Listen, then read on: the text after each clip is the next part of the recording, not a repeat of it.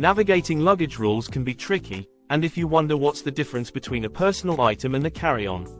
Today, we're diving into everything you need to know to avoid those pesky extra fees.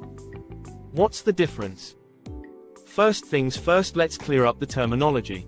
A carry-on is typically your larger bag that goes into the overhead bin.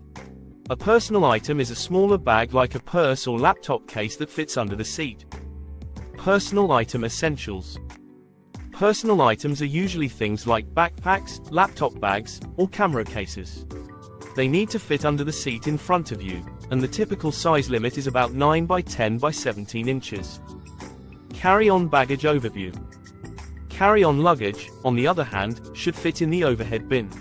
Airlines have different size rules, but a common limit is 22 by 14 by 9 inches. Choosing the right bag. Which one should you pack?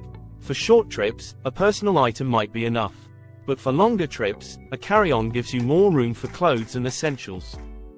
Features to look for. When choosing a bag, look for features like extra compartments for organization, durable materials, and easy-to-roll wheels for those long airport walks. Airline policies. Remember, each airline has different rules. American, Delta, and United all allow one carry-on and one personal item, but always double-check the dimensions before you fly. Packing tips. Want to pack smart? Use packing cubes and roll your clothes to save space.